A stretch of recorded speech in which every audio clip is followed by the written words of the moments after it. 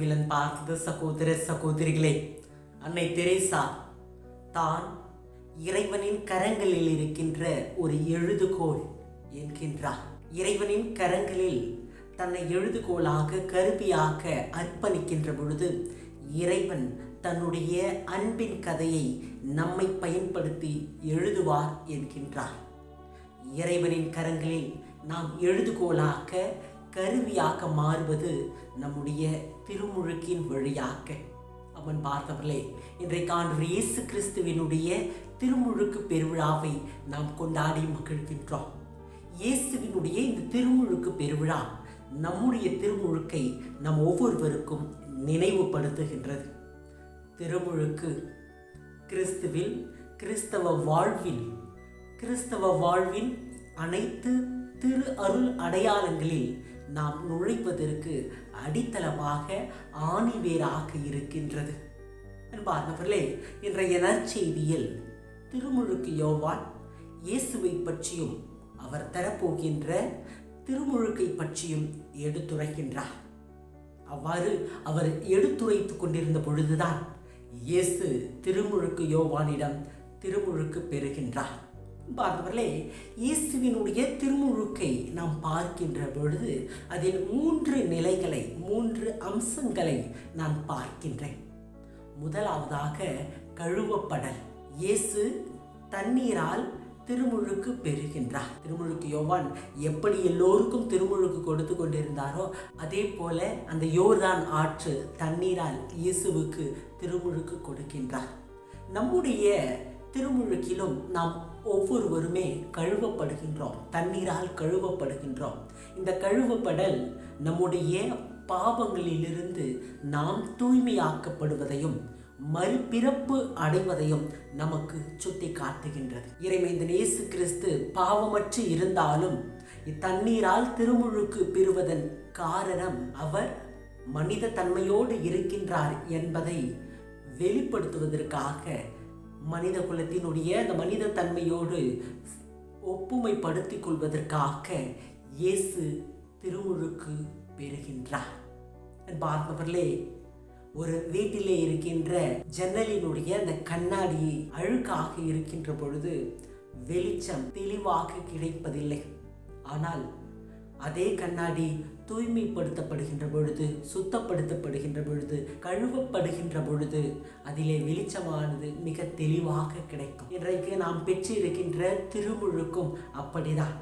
நாம் ஒவ்வொருவரும் திருமுழுக்கின் வழியாக நம்முடைய ஜென்ம பாவத்திலிருந்து கழுவப்பட்டிருக்கின்றோம். இன்றைக்கு நம்முடைய குழந்தைகளுக்கு நாம் திருவருட்சாதனத்தை குறிப்பாக இந்த திருமுழுக்கை கொடுக்கின்ற பொழுது நம்முடைய குழந்தையும் மறுபிறப்படைந்து கிறிஸ்துவில் புது பிறப்படைகின்றார். அவருடைய பாவம் அனைத்தும் போக்கப்படுகின்றது. எசேயா இறைவாக்கினர் 1:18 கூறுகின்றார், உங்களுடைய பாவங்கள் செந்தூரம் போல் இருந்தாலும் பனியைப் போல ஆண்டவர் அதை வெண்மையாக்குகிறார் என்று குறிப்பிடுகின்றார். அன்பார்ந்தவர்களே, இன்றைக்கு திருமுழுக்கு நம்முடைய பாவங்களிலிருந்து நம்மை நீக்கி நம்மை தூய்மைப்படுத்துகின்றது, நம்மை கழுவி இருக்கின்றது என்றால் இன்றைக்கு நாம் பெற்ற அந்த திருமுழுக்கு ஏற்றவாறு நாம் வாழ்ந்து கொண்டிருக்கின்றோமா என்று இன்றைய நாளிலே சிந்தித்து பார்க்க நாம் ஒவ்வொருவருமே அழைப்பு பெறுகின்றோம். இரண்டாவதாக அருட்பொழிவு செய்யப்படல். இயேசு திருமுழுக்கு பெற்ற பொழுது வானம் 2ஆக பிளந்து தூயாவியானவர் புறா வடிவில் அவர் மீது இறங்கியதை நற்செய்தி நமக்கு தெளிவுபடுத்துகின்றது. இன்றைக்கு நாம் நம்முடைய திருமுழுக்கை பெற்ற பொழுது நாம் ஒவ்வொருவருமே இந்த தூய ஆவியால் அபிஷேகம் செய்யப்படுகின்றோம், தூய ஆவியால் அருட்பொழிவு செய்யப்படுகின்றோம். இன்றைக்கு இந்த தூய ஆவியினுடைய ஆலயமாக நாம் ஒவ்வொருவரும் இருக்கின்றோம் என்பதை உணர்ந்து வாழ்கின்றோமா என்பதை சிந்தித்து பார்ப்போம். உங்களுக்காக துணையாளராம் தூய ஆவியானவரை தருவேன் என்று இயேசு வாக்களித்த ஆவியானவர் நாம் கிறிஸ்தவ வாழ்வுக்குள் நுழையும் பொழுதே நமக்கு தரப்பட்டிருக்கின்றார். இன்றைக்கு இந்த ஆவி நம் ஒவ்வொருவரையும் வழி நடத்தி கொண்டிருக்கின்றது என்பதை நாம் உணர்கின்றோமா என்பதை சிந்தித்து பார்க்க அழைப்பு பெறுகின்றோம். அன்பார்ந்தவர்களே, இயேசு இந்த ஆவியை பெற்ற பொழுது அவர் ஆண்டவருடைய மகன், என் அன்பார்ந்த மகன், இவர் பொறுத்து நான் பூரிப்படைகின்றேன் என்ற வார்த்தைகளின் வழியாக அவர் இயேசுவின் மகன் என்று தெளிவுபடுத்தப்பட்டது. இன்றைக்கு இயேசு இந்த ஆவியால் அபிஷேகம் செய்யப்படுகின்ற பொழுது அவர் ஆண்டவருடைய மகன் என்று தெளிவுபடுத்தப்பட்டதைப் போல நாமும் நம்முடைய திருமுழுக்கை பெறுகின்ற பொழுது ஆவியானவர் நம்மை அபிஷேகம் செய்து அருட்பொழிவு செய்து நாம் ஒவ்வொருவருமே இந்த இயேசுவினுடைய பிள்ளைகள் என்பதை அவர் உறுதிப்படுத்துகின்றார். ஆக நம்முடைய திருமுழுக்கு நமக்கு இந்த ஆவியை தந்து நாம் ஒவ்வொருவருமே கிறிஸ்துவின் பிள்ளைகள், இயேசுவினுடைய பிள்ளைகள் என்பதை நமக்கு எடுத்து எம்புகின்றது. திருத்துதர் பணிகள் 1:8 பார்க்கின்றோம். நீங்கள் தூய ஆவியை பெறுகின்ற பொழுது கடவுளின் வல்லமையை பெற்று எருசலேம், யூதேயா, சமாரியா, உலகின் கடையெல்லை வரைக்கும் எனக்கு சாட்சிகளாய் இருப்பீர்கள் என்று கூறப்பட்டிருக்கின்றது. இன்றைக்கு நாம் நம்முடைய திருமுழுக்கின் வழியாக தூய ஆவியை பெற்றிருக்கின்றோம் என்றால் நாம் ஒவ்வொருவருமே இறைவனுக்கு சாட்சியாக வாழ்வதற்கு அழைப்பு பெறுகின்றோம். எனவே அன்பார்ந்தவர்களே, மீண்டுமாக நாம் சிந்தித்து பார்ப்போம். இந்த ஆவியானவர் நம்மில் இருக்கின்றார் என்பதை நாம் உணர்ந்து வாழ்கின்றோமா? கொல்கத்தா நகர் அன்னை தெரேசா தான் பெற்ற திருமுழுக்கின் வழியாகவும் உறுதி புஸ்தலின் வழியாகவும் பெற்ற அந்த ஆவியானவரால் தான் தன்னால் எல்லா பணிகளையும் செய்ய முடிந்தது என்று அவர் முழுவதுமாக நம்பினார். இன்றைக்கு நாமும் இந்த ஆவியானவரின் துணை கொண்டு எதையும் சாதிக்க முடியும் என்பதை முழுவதுமாக நம்புவோம். மூன்றாவதாக அனுப்பப்படல். இயேசுவினுடைய திருமுழுக்கு அவருடைய பணிவாழ்வின் தொடக்கமாக இருந்தது. அவர் திருமுழுக்கிற்கு பிறகுதான் தன்னுடைய இறையாட்சி பணியை துவங்குகின்றார்.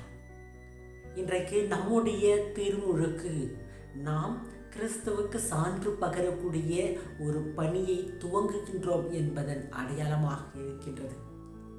இந்த திருமுழுக்கின் வழியாக நாம் ஒவ்வொருவருமே பொது குருத்துவத்தில் பங்கேற்கின்றோம். அப்படி என்றால் நாம் ஒவ்வொருவருமே நம்முடைய வாழ்க்கையால், வார்த்தையால், செயல்களால் ஆண்டவருக்கு சான்று பகர, சாட்சியம் பகர அழைப்பு பெறுகின்றோம். இயேசு தன்னுடைய பணியை தன்னுடைய சீடர்களிடம் ஒப்படைத்தார். நீங்கள் படைப்பிற்கெல்லாம் சென்று நற்செய்தியை பறைசாற்றுங்கள், தந்தை, மகன், தூய ஆவியானவர் பெயரால் திருமுழுக்கு கொடுங்கள் என்று குறிப்பிட்டார். இன்றைக்கு அதே பணியானது திரு அவையிலே தொடர்ந்து செய்யப்பட்டு கொண்டிருக்கின்றது. இன்றைக்கு நாமும் நம்முடைய திருமுழுக்கின் வழியாக இந்த இயேசுவுக்கு சாட்சி பகர அழைப்பு பெறுகின்றோம். அன்பார்ந்தவர்களே, இன்றைக்கு நம்முடைய திருமுழுக்கினுடைய வெளிப்பாடுகளை நாம் எப்படி வாழ்ந்து கொண்டிருக்கிறோம் என்பதை சிந்தித்து பார்ப்போம். இயேசுவின் திருமுழுக்கில் நிகழ்ந்த இந்த மூன்றும் நம்முடைய திருமுழுக்கோடு முற்றிலுமாக ஒத்துப்போகின்றது. நாம் திருமுழுக்கின் வழியாக நம்முடைய பாவத்திலிருந்து கழுவப்பட்டிருக்கின்றோம். இன்றைக்கு அதே தூய்மையோடு நாம் வாழ்ந்து கொண்டிருக்கின்றோமா? நாம் திருமுழுக்கின் வழியாக ஆவியால் அபிஷேகம் செய்யப்பட்டு அருட்பொழிவு செய்யப்பட்டு ஆவியின் ஆலயங்களாக நாம் மாறி இருக்கின்றோம். இன்றைக்கு ஆவியின் ஆலயங்களாக நான் இருக்கின்றோம் என்பதை உணர்ந்து வாழ்ந்து கொண்டிருக்கின்றோமா? இன்றைக்கு நாம் நம்முடைய திருமுழுக்கின் வழியாக இறைவனுக்கு சாட்சி பகர, சான்று பகர அழைக்க பெற்றிருக்கின்றோம் என்பதை உணர்ந்து வாழ்கின்றோமா? பார்த்தவர்களே, இன்றைக்கு இந்த பெருவிழா நமக்கு தருகின்ற சிறப்பு அழைப்புகளாக இதை நாம் ஏற்று சிந்தித்து பார்ப்போம். இன்றைய 2ஆம் வாசகத்தில் புது பிறப்பு அளிக்கும் நீரினாலும் புதுப்பிக்கும் தூய ஆவியானவராலும் கடவுள் நம்மை மீட்டார் என்று குறிப்பிடப்பட்டிருக்கின்றது. இன்றைக்கு ஆண்டவர் நம்மை மீட்டரில் இருக்கின்றார் என்பதை முழுவதுமாக நாம் நம்புகின்றோமா என்று சிந்தித்து பார்ப்போம். அன்பார்ந்தவர்களே, ஒவ்வொரு ஆண்டும் நம்முடைய பிறந்த நாளை நாம் நினைவு கூர்ந்து அதை வெகு விமரிசையாக கொண்டாடுகின்ற நாம் கிறிஸ்துவில், கிறிஸ்தவ வாழ்வில் நாம் பிறந்த நாளான நம்முடைய திருமுழுக்கு நாளை நாம் ஒருபோதும் நினைத்து பார்ப்பதே இல்லை. இன்றைக்கு நம்முடைய திருமுழுக்கு நாளை நாம் நினைத்து பார்க்காவிட்டாலும் இந்த நம்முடைய திருமுழுக்கு நமக்கு தருகின்ற அழைப்புகளை நாம் நினைத்து பார்ப்போம். குறிப்பாக இந்த 3 வெளிப்பாடுகளை, இந்த 3 அழைப்புகளை நாம் இன்றைய நாளிலே நினைத்து பார்த்து இன்றைக்கு நம்மை நாமே சோதித்தறிந்து இறைவனுக்கு உகந்த ஒரு கிறிஸ்தவ வாழ்வை வாழ முயற்சி எடுப்போம். இறைவன் நம் ஒவ்வொருவரையும் ஆசீர்வதிப்பார்.